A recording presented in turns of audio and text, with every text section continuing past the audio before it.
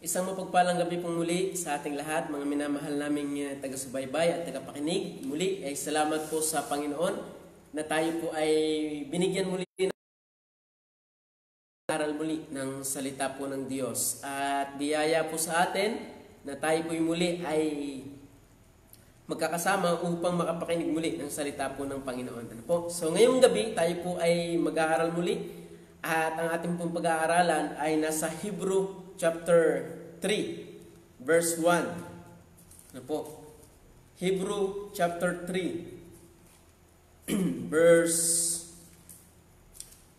1. So, akin ho munang babasahin yung ating pong text bago tayo manalangin. Sabi po ng talata, Kaya mga banal na kapatid, mga may bahagi sa pagkatawag ng kalangitan, inyong isipin ang apostol at dakilang saserdote na ating kinikilala si Jesus. So, ang ating pong pag-aaralan, apostle of our profession. So, sino po yung apostle of our profession na yun? So, sabi po ng talata, consider the apostle and high priest of our profession, Christ Jesus. So, atin pong tatalakayin yung pong apostol. Ano po ang meaning ng apostol? Ano po? So tayo po muna yung manalangin. Aming Diyos na mapagpala, magandang gabi po.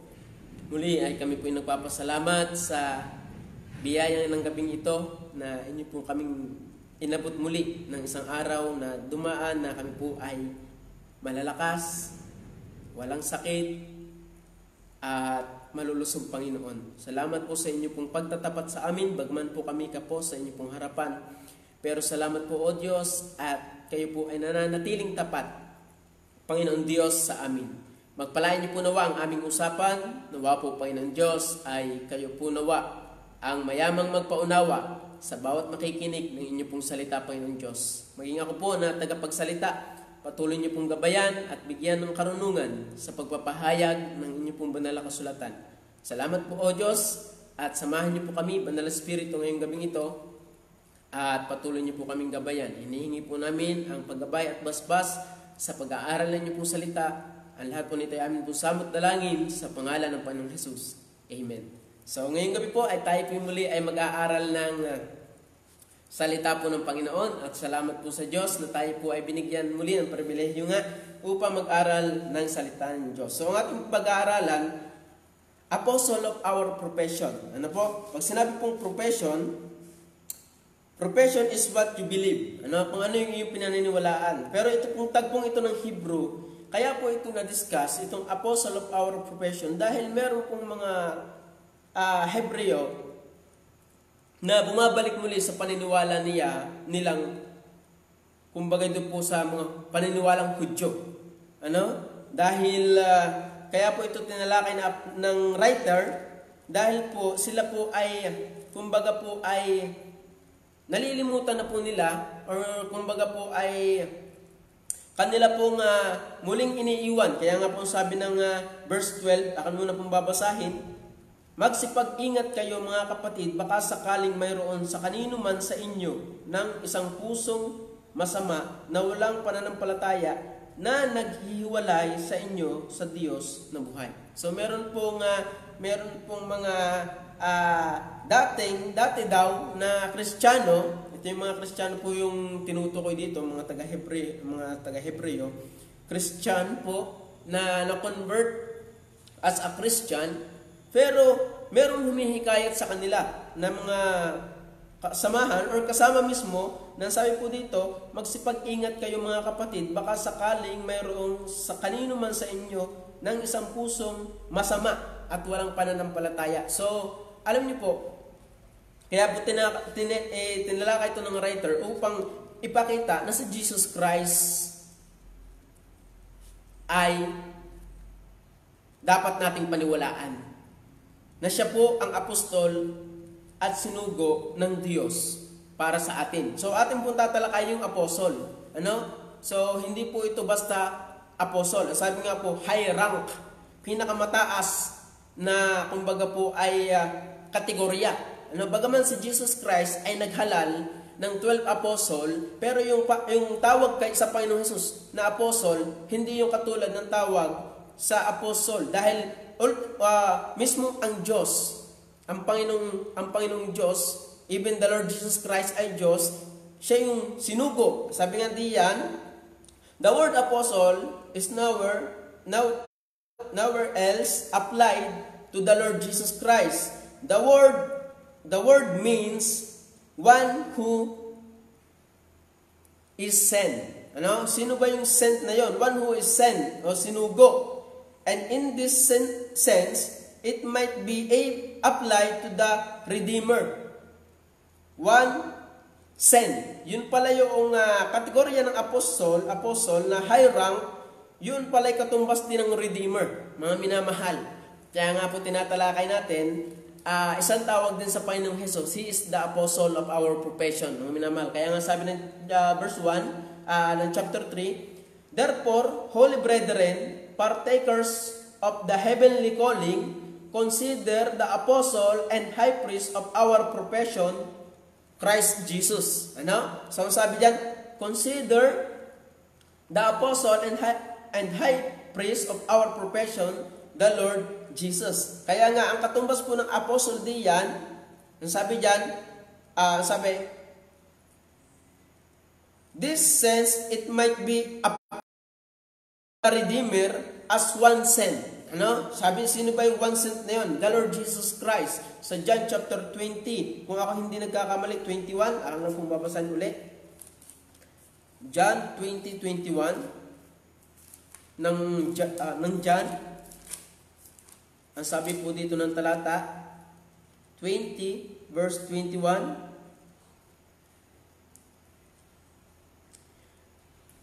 Jesus said, then said Jesus to them again, peace be unto you, as my Father had sent me. Ayun po, malinaw.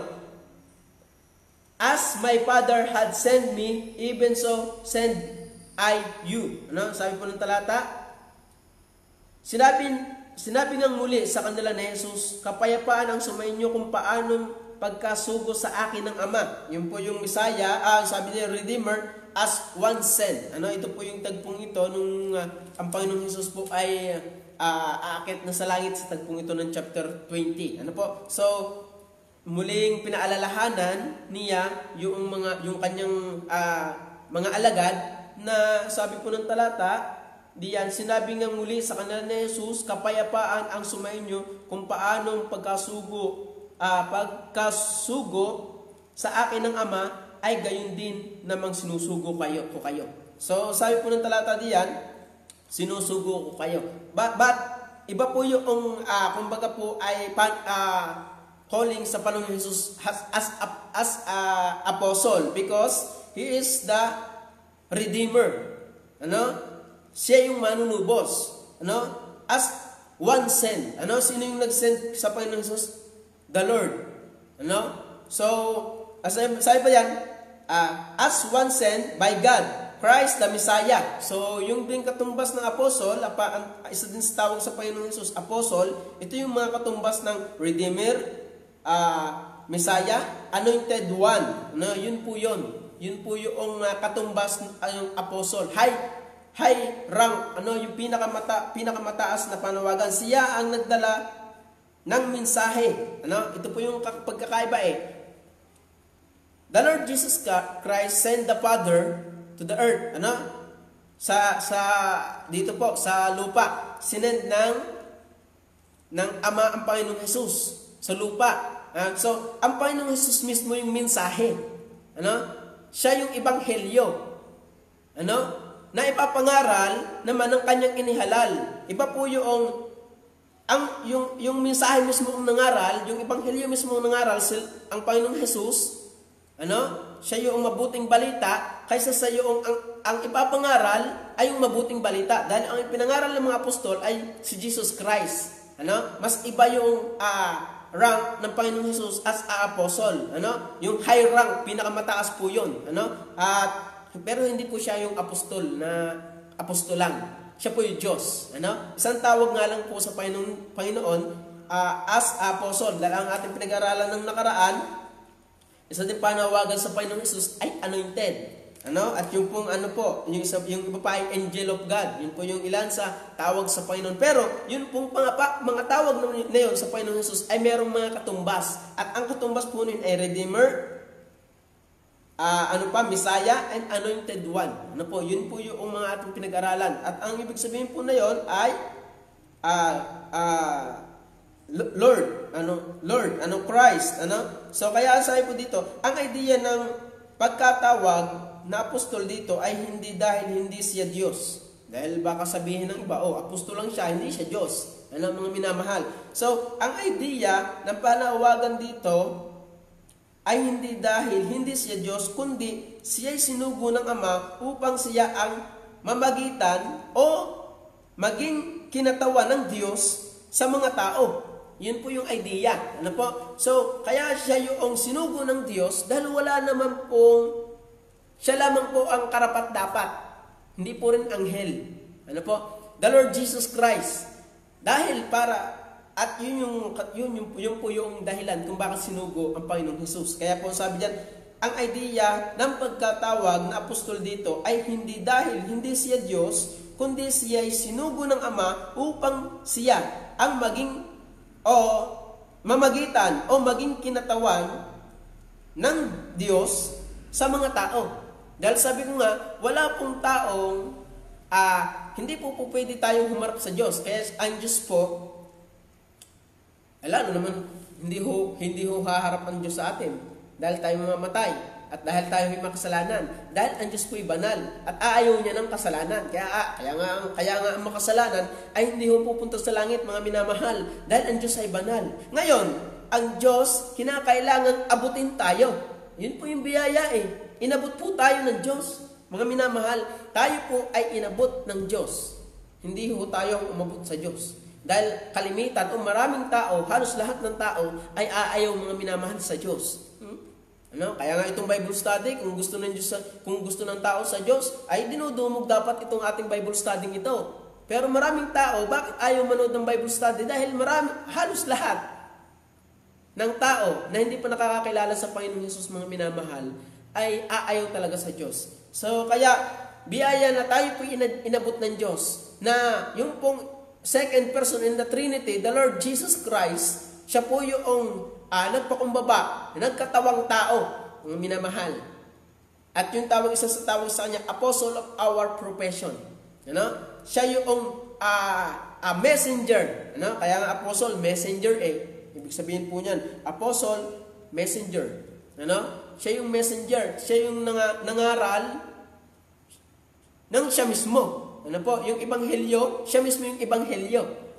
So kaya sa po diyan, sinugo ng Ama upang siya ang mamagitan o maging kinatawan ng Diyos sa mga tao. Salamat po sa Panginoong Jesus na siya po yung naging kinatawan ng Diyos dahil ang kinakailangan ng Diyos para makaharap sa tao ay kasing idea din natin. Yung kumbaga ay hindi delikado po pag ang Diyos ang bumaba, patay tayo lahat. Kaya ang Panginoong Jesus, yun po yung nagkatawang tao na nakatulad sa atin, mga minamahal. Yun po yung Panginoong Jesus. He is sent by God, the Lord Jesus Christ. Yun yung ibig sabihin ng apostle. Sent by God. So kaya sabi diyan, maging kinatawan ng Diyos sa mga tao. Christ is the principal messenger sent by God to men. The Lord Jesus Christ sent by God. Kaya biyaya po ng Panginoon sa atin na tayo po ay inabot ng Diyos. Dahil hindi ho tayo aabot. Ganun din, vice versa po. Tayo po bilang tao, hindi ho tayo po pwedeng humarap sa Diyos. Kinakailangan ng haharap sa Diyos ay banal.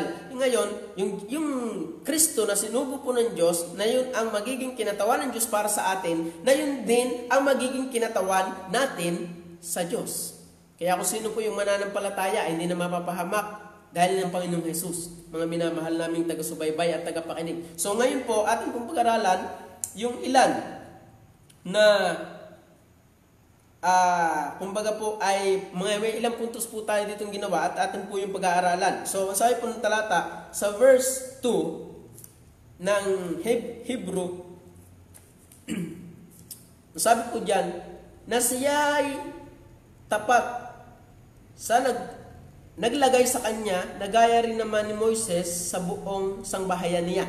Sabi dyan, who was faithful to him that appointed him, as also Moses was faithful in all his wisdom. So, sino yun?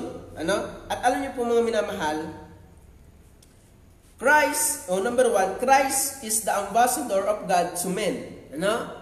Siya yung, kumbaga po, kinatawan, representative. Para pong ganito, sa ating pong gobyerno, tayo po ay meron pong ambassador. Pagka pupunta po sa ibang bansa, meron pong ambassador tayo, meron tayo pong representative. Pag hindi po makakapunta ang Pangulo, meron pong ambassador o representative na siya yung magre-represent sa ating bansang Pilipinas. So ngayon, yun pong Kristo, yun po yung nag-represent, mga minamahal, sa Diyos na sinugo ng Ama dito sa lupa sa atin. Kaya po, ating pong basahin ang verse 2, na siya'y tapat sa naglagay sa kanya, nagaya rin naman ni Moises sa buong sangbahayan niya, sapagkat siya ay inaring may karapatan sa lalong kaluwalhatian kaysa kay Moises, palibhas ay may lalong karangalan kaysa sa bahay yaong mga nagtayo ng bahay. So, ang dahil po yan, na siya'y tapat sa naglagay sa kanya. Si the Lord Jesus Christ po ang tinutukoy dito. He is faithful. At siya po yung ambassador o naging kinatawan, mga minamahal, ng tao sa Diyos. Dahil hindi po maaari na tayo po bilang isang tao ay humarap sa Diyos, kinakailangan natin ng banal. At yung banal na yon, yung ating pinag-aralan ng nakaraan, the Lord Jesus Christ. Iisa lamang po ang banal, at yun po ay ang Diyos, at yun po is Jesus Christ. So, Christ is the ambassador of God to men. Yung pong sinugo. Maging kinatawan. Ibig sabihin po kasi ng apostle ay messenger. So, mahirap po pag wala pong kinatawan ang Diyos sa mga tao. Lahat po tayong pa-impyerno. Pero salamat po na meron pong kinatawan at He is faithful sa nagsugo sa Kanya. At yun po ang Panginoong Jesus na nagkatawang tao, mga minamahal. Dahil kung hindi po nagkatawang tao ang Panginoong Jesus, delikado po tayo. Kaya sabi po ng talata, kaya dito po sa verse 1, kaya mga banal na kapatid, mga baybahagi sa pagkatawag ng kalangitan, inyong isipin ang apostol at dakilang saserdote ng ating kinikilala, si Jesus. Na siya'y tapat sa naglagay sa kanya, nagaya rin naman ni Moses sa buong sangbahayan niya. So Moses, in the Old Testament, si Moses po yung pinakang kinatawan bilang tagapagpalaya, mga minamahal ng Israelites sa Ehipto. Si Moses ang ginamit ng Diyos na kumbaga po ay messenger din, o kumbaga po ay kinatawan upang ang bayang Israel ay mapalaya sa Ehipto. Si Moses po yun. Ngayon, nung Old Testament, pero nung New Testament, the Lord Jesus Christ mismo, ang Panginoong Jesus mismo, ang sinugo ng Diyos para tayo ay tubusin o mapalaya sa ating kasalanan. He is sent by God sa lupa. Sinugo po ang Panginoong Jesus dito sa lupa upang tayo po ay magkaroon ng pagkatubos. Dahil ang isa din sa meaning ng messenger, apostle, redeemer, yan po yung ay, kumbaga po ay magkakatulad ng meaning. Messiah, yung aking pong natingnan sa mga komentary, yun po, nagkakaisa po sila sa sinasabi, sa itinuturo ng apostle ay, sabi nga dyan, the word apostle is nowhere else applied. To the Lord Jesus Christ, the word means one who sent. Yung sent na yon. Sino yung sinend na yon? Pagdating sa John chapter 20 verse 21, the Lord Jesus Christ ang sinend ng Ama. Kaya po, Christ is the ambassador of God to men, sa tao. Ang Panginoong Hesus po, ang pinakang kinatawan ng Diyos sa tao.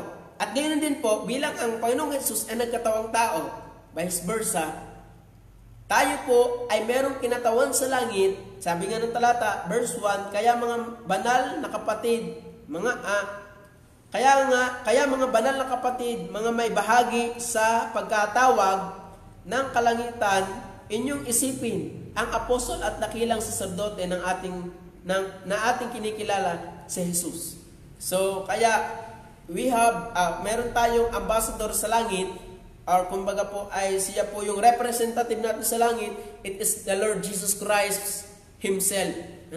So, ang Panginoong Jesus mismo ang atin pong kumbaga po ay representative sa langit. Kaya po tayo ay aaaring ganap ng Diyos. Kaya po tayo ay aaaring ganap niya dahil ng Panginoong Jesus na tinanggap natin or pinanampalataya na natin, mga minamahal, nung tayo po ay nasa lupa. Siya po yung message. The Lord Jesus Christ Himself. Ang mensahe. Kaya siya po yung pinakamataas Siya po yung mensahe. Send by God yung mensahe, at yung mensahe yun is the Lord Jesus Christ. So kaya, mga minamahal naming tagapakinig, biyaya po na tayo po nakakapag-aral ng ganitong katotohanan. Dahil minsan, may mga mangangaral na ang tingin sa Panginoong Hesus ay hindi Diyos, apostol lamang. Ibig sabihin, mababa. Kung siya ay apostol lamang, hindi siya manunubos. Dahil, kung siya ay apostol lamang at ordinaryong tao, hindi sent by God, delikado po. But Christ is called apostle, na meaning po nito at in-imply, kumbaga po ay applied to the Lord Jesus Christ. The word means one sent, who is sent, and in this sense it might be applied to the Redeemer as one sent. Sino po yung Redeemer? The Lord Jesus Christ. Ito po ay ini-apply sa Panginoong Jesus, yung Redeemer na yun. Kaya sa iyo po ng talata, Christ is the ambassador of God to men. Siya ang kinatawan ng Diyos sa mga tao. Kaya sabi po dito, the apostle was sent by the Father.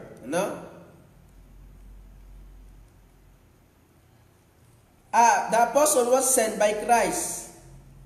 Christ was sent by the Father. Magkaiba po yun.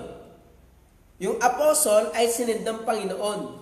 Humayo kayo't ipangaral ninyo ako. But iba po yung pagkasugo sa Panginoong Jesus. Christ, the Father, ang Ama mismo, ang nagsugo sa Panginoong Jesus. Dahil siya Diyos. Siya yung mensaheng ipangangaral ng 12 apostle na sinugo ng Panginoong Jesus sa lupa. Yung pong 12 apostle. So ngayon, Christ the ambassador of God to men. Pandalawa, sabi po diyan ng talata, sa verse 2 ulit tayo. Whom was faithful to Him that appointed Him. Sabi po diyan ng talata, appointed. Christ is the appointed one of God to man. Christ is the appointed one. Si Kristo ang inappoint ng Diyos para sa mga tao. Or sabi po diyan, na siya ay tapat sa nagsugo sa kanya. Who was faithful to Him that appoint. Kaya, the meaning of apostle, messenger, Christ was appointed. Appointed. Sinugo ng Diyos. Sa mga tao. The Lord Jesus Christ mismo. Kaya, biyaya po sa atin na tayo po ay merong sinugo ang Diyos, at ito po ang Panginoong Jesus upang tayo po ay mabiyayaan ng kaligtasan. Dahil yun naman po ang pakay upang ang tao po ay matubos sa mga kasalanan. Dahil wala nga pong tao na kayang tubusin ang kanyang sarili sa harapan ng Diyos. Kaya ang Diyos na po mismo ang gumawa ng paraan. Ito po'y biyaya rin ng Diyos. Kaya nga lahat po'y biyaya. Ang Diyos na mismo po ang gumawa ng paraan para po tayo matubos sa ating kasalanan, dahil alam ng Diyos na tayo po ay hindi po makakaganap ng kalooban ng Diyos or ito mababayaran ng ating kasalanan dahil tayo pong lahat ay makasalanan. Lahat po tayo makasalanan, wala hong hindi nagkasala. Leader ka man ng relihiyon o ordinaryong tao ka man, mayaman ka man o mahirap, lahat po ay nagkasala ng minamahal. Kaya Christ is the appointed one. Siya yung kumbaga po ay itinalaga doon. Siya na po yung inappoint doon. Doon pa lamang sa unang kaalaman pa lamang ng Diyos na susuguin na niya ang Panginoong Jesus, yung nakaplano na sa Diyos na tayo po ay biyayaan para po tayo biyayaan ng kaligtasan. Christ is the appointed one of God. Mismo ang Diyos ang nagsugo sa mga tao. At ito po yung matindi, biyaya, salamat po sa Diyos na ginawa niya yung pong biyaya ng kaligtasan. Siya po yung naghirap, siya po yung suffer para po tayo po yung maligtas. Dahil alam po ng Diyos na wala pong tao na makakabayad ng kanyang kasalanan. Number 3, mga minamahal natin taga-subaybay, Christ is able to suffice the need of the Father. Yan. Christ is able. Siya lamang po yung may kakayanan na sumupais o magbigay, magpuno ng kailangan ng Diyos para sa tao. Kaya sinugo na ng Diyos. Ano kang pag-asa ng mga taong ito? Mga pa-impyerno lahat Kaya po nakakatuwa po Mismo nga Diyos na ang gumawa ng paraan. Lahat naman, ano ko itong pag-asa ng mga taong ito? Lahat ay pa-impyerno Ngayon, susugo ko na itong aking bugtong na anak para ako'y mapunan yung kanilang pangangailangan. Ay yung akin ng anak na susuguin ko para tayo, para sila ay yung kailangan ko sa kanila na hindi nila matupad ay si Jesus Christ mismo yung gumawa. Christ is able to suffice the need of the Father. Christ is able to suffice the need of the Father. Kaya nga messenger Kaya so ang ating pong tinignan dito, why Christ sent by God? Bakit talagang sinugo ng Diyos ang Panginoong Jesus as a messenger, as a apostle of our profession, mga minamahal? Because Christ is able to suffice the need of the Father to man. Dahil ano bang kailangan ng Diyos sa atin? Para tayo maging qualified. Ang gusto po ng Diyos sa atin, para po tayo maging qualified, wala po tayong kasalanan. Yun Pero maraming talataan, mula Genesis hanggang Revelation, maraming talataan po na ang tao po'y bagsak. Come short for the glory of God. Walang nilalang dito sa lupa na hindi naapektuhan ng kasalanan. Kaya ang Diyos mismo ang gumawa ng paraan. Christ is able. Christ was sent. Sabi po dyan? Sent by God. Si Kristo ay sinugo ng Diyos upang tayo po ay matubos sa ating kasalanan dahil si Kristo lamang ang able na mag-suffice ng kailangan ng Diyos sa atin. Kaya, vice versa, Christ is the ambassador of God to man. Ganun din po. Christ is the ambassador of man to God. Mga minamahal. Kaya salamat po sa Diyos. Napakabuti ng Diyos. Kaya po mga minamahal namin taga-subaybay at tagapakinig, kung kayo po ay hindi pa nakakatiyak ng kaligtasan, wala po kaming ipinapangaral, kundi ang Panginoong Jesus lamang. ang inyo pong sampalatayanan. Dahil si Kristo lamang po ang makapagliligtas sa atin sa kapahamakan. Hindi po relihiyon namin Baptist. Bagaman po kami mga Baptist, pero si Kristo po ang aming pinapangaral. Kaya po ating inaaral ngayon yung mga tawag sa Kanya. Christ, Angel of God, sabi pa diyan, yung Anointed One, anong meaning nun? Yung palang mga meaning nun, kaya tinawag sa Panginoong Jesus dahil yung po meaning ng Messiah or tagapagligtas, Christ the Savior, mga minamahal. Yun din po yung equivalent na yun po, mga minamahal. High in rank. Yung as apostle, high in rank. Pinakamataas na panawagan, na tawag sa Panginoong Jesus. Dahil He is sent by God to man. Ang Diyos mismo nagsugo.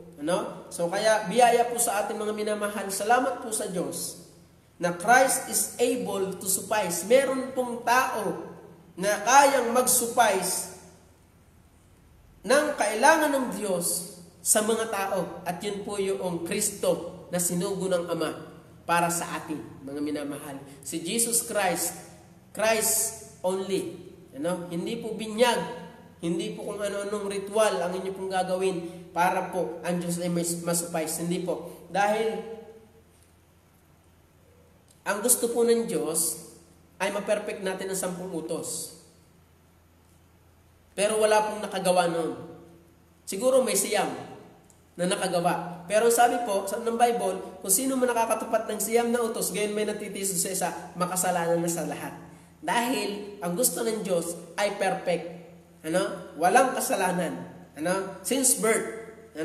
Walang kasalanan. Kung ikaw man ay ilang taon na ngayon, mula pagkabata hanggang sa ikay umidad, wala ka dapat kasalanan para ikay ariing ganap ng Diyos. Hindi mo na kailangan sa Jesus kung ikaw ay walang kasalanan. Pero kung ikaw ay makasalanan at kumbagay kulapol ng kasalanan, mga minamahal, si Jesus Christ po ang kailangan natin. Christ is able to suffice the need of the Father to man. Si Kristo lamang ang able na kumbagay mag-suffice ng kailangan, magpuno ng kailangan ng Diyos sa mga tao. Kaya biyaya po na si Jesus Christ ay nagpakumbaba para po tayo ay matubos sa ating kasalanan. Salamat sa Diyos dahil si Kristo mismo ay nagpakumbaba. Dahil kung walang pakumbabang nangyari, mga minamahal, wala po. Lahat ng tao ay may hatol na eh. Ang sabi ng John, nang kung ulitin, John chapter 3:18. Ang sumasampalataya sa Kanya ay hindi hinahatulan. Tingnan niyo po. Yun daw po palang taong nanampalataya sa Panginoong Jesus ay wala ng hatol. Dahil sabi po ng talata, wala ng hatol ang sino mang nakay Kristo. Pero, mga minamahal, sabi po, may kasunod po yun, ang hindi sumasampalataya ay hinatulan na.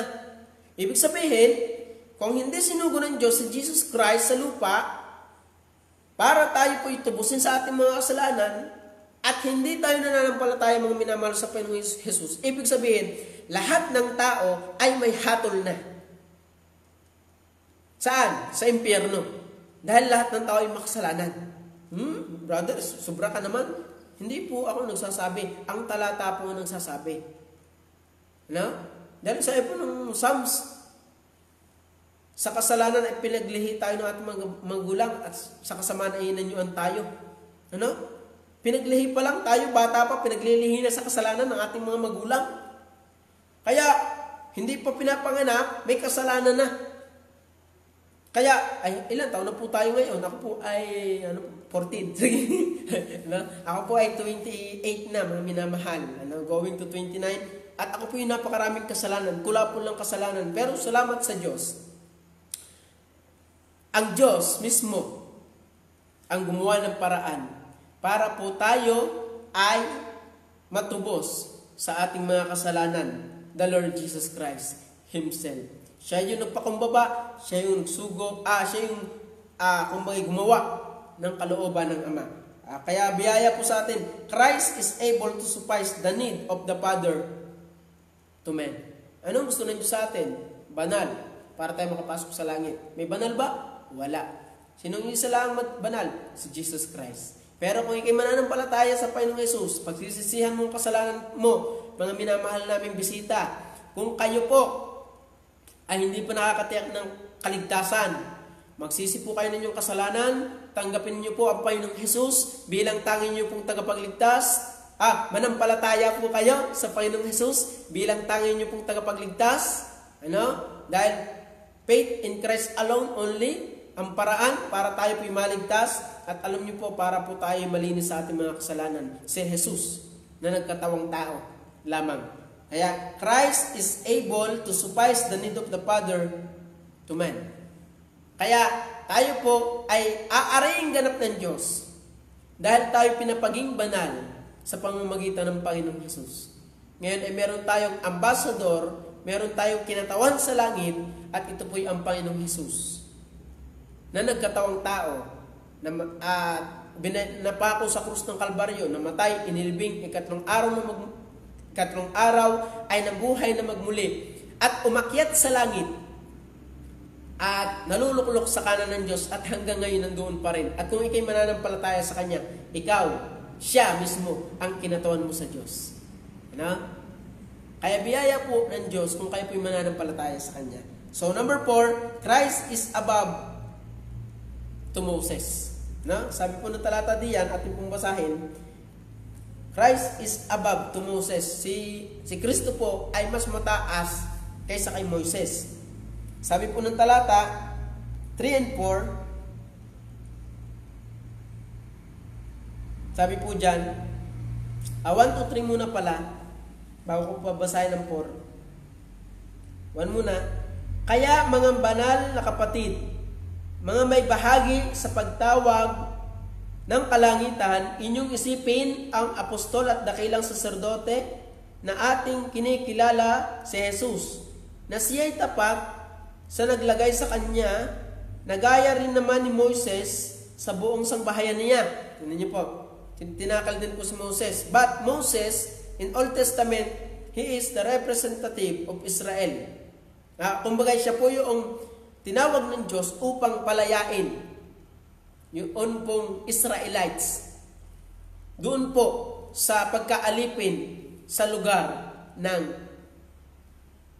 Ehipto. But hindi siya po yung manunubos. Hindi po siya yung redeemer. Na ito po yung iniintay ng mga Hudyo, ng mga Jewish people. Sino yung manunubos na yun? Ang sabi po ng verse 3, atin mo ituloy. Ang kaya lang ni Moses ay gawin yung inutos ng Diyos na palayain.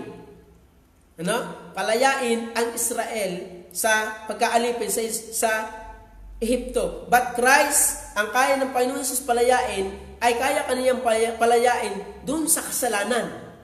Kaya kanyang tubusin dun sa kasalanan.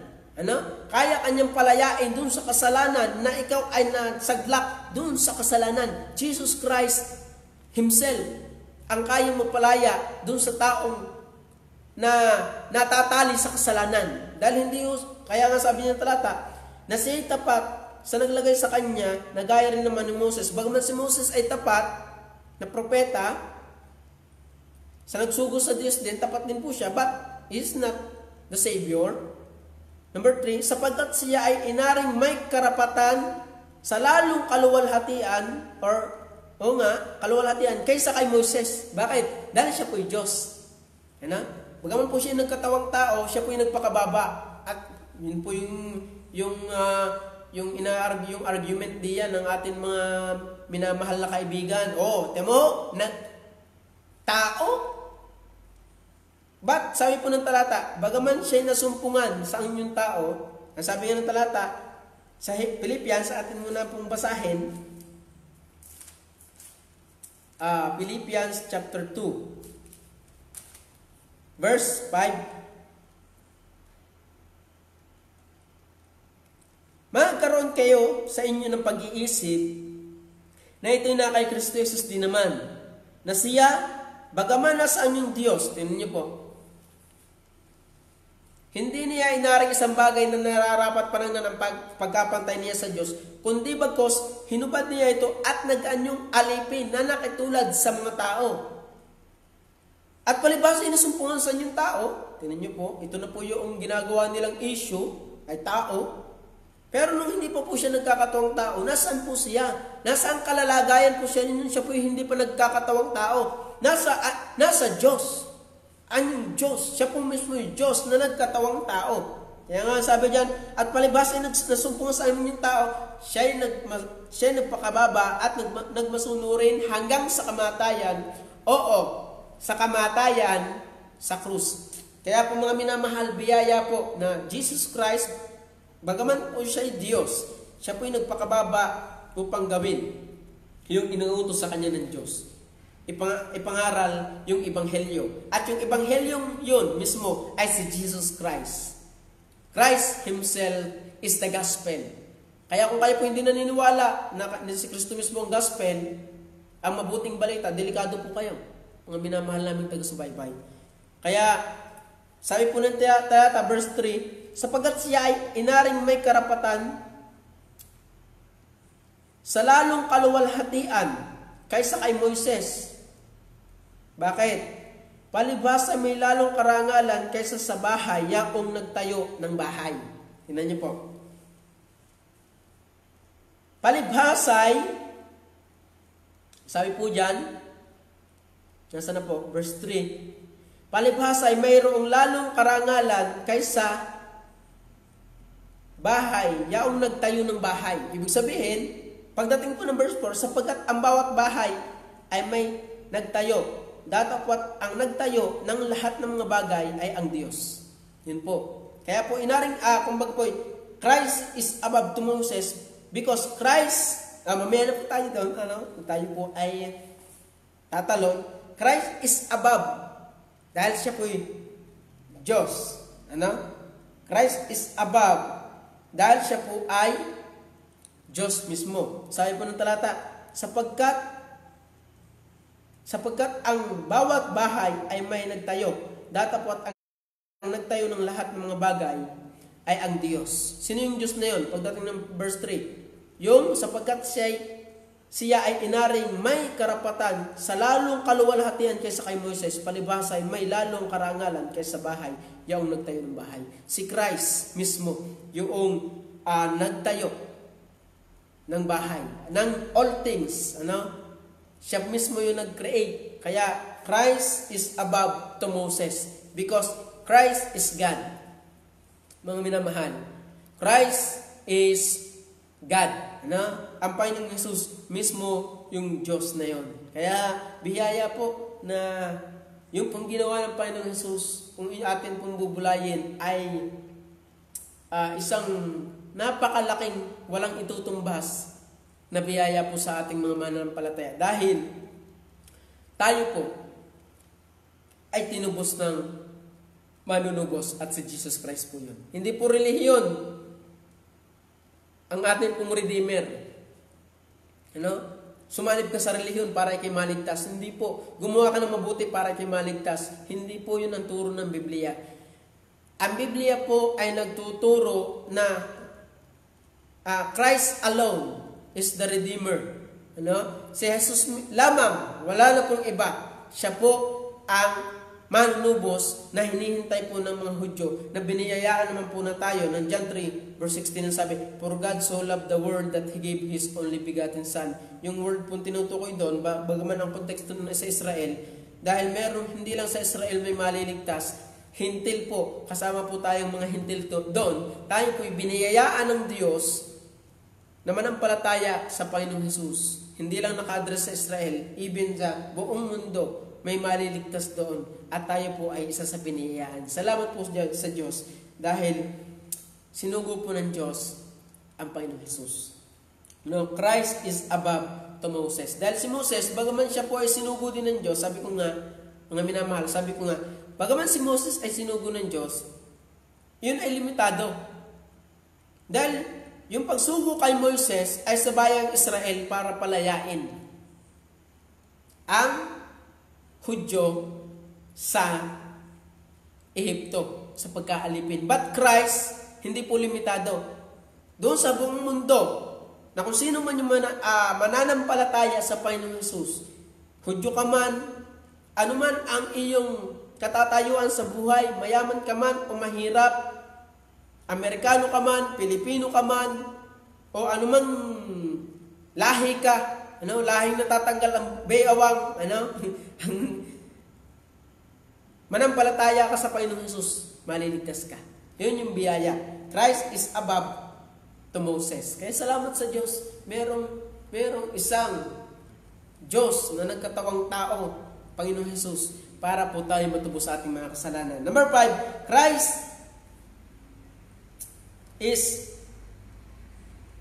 adorable. Pag sinabi pong adorable, worthy of being adored. Worthy of being adored. Sabi po ng talata sa verse 3. Sapagkat siya ay inaring karapat-dapat, for this man was counted worthy of more glory than Moses. Sabi po ng talata, for this man was counted worthy. Bakit po siya worthy? Dahil siya po'y Diyos Bakit siya po'y adorable? Karapat-dapat sa mataas na kaluwalhatian, because Christ is God. Ang Kristo pong ito ay Diyos, sent by God. Messenger, ang ibig sabihin po, apply to the Lord Jesus Christ, Redeemer, Messiah, Anointed One, mga minamahal. Kaya po, bagaman si Moses po ay a prophet, mataas din po ang kanyang kalalagayan as a prophet. Siya po ay ginamit talaga ng Diyos, biyaya po sa kanya, siya po ay ginamit ng Diyos. But, meron pong isang mas mataas sa kanya, sapagkat siya ay inaring may karapatan sa lalong kaluwalhatian kaysa kay Moises. It is the Lord Jesus Christ mismo. Christ is adorable. Kaya yung apostle na yon, biyaya po na hindi pipitsugin. At yun po yung tagapagligtas, ang Diyos mismo. Kaya salamat po sa Diyos na siya po ay nagsugo sa atin. The Lord Jesus Christ, sent by God.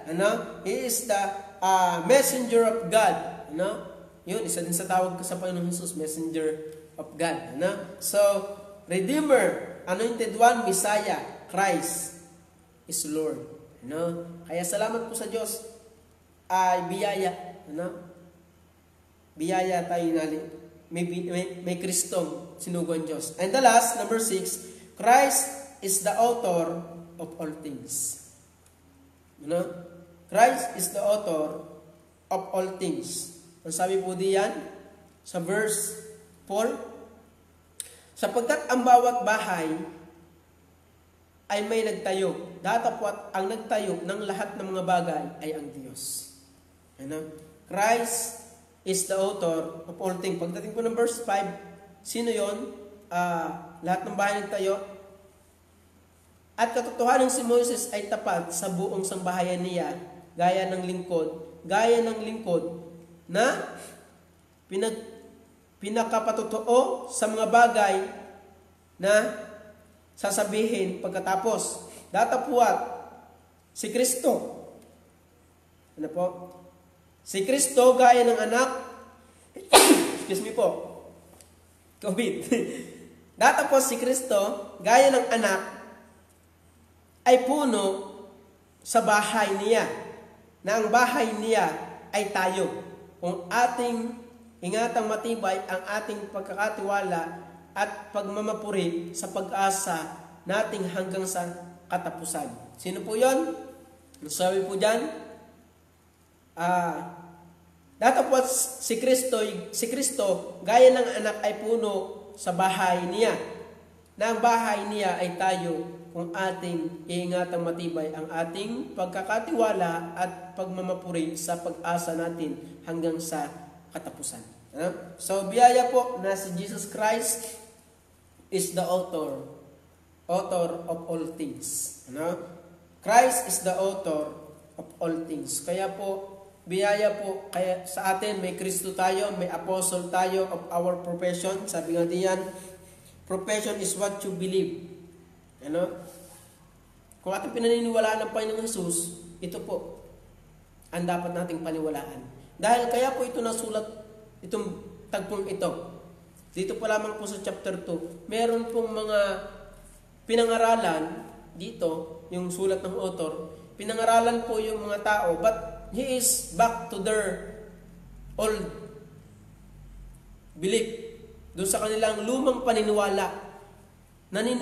Nabalik sila. Kaya, ito po ay muling sinariwa ng author ng Hebrew. Anong nabasa doon sa ilang commentary.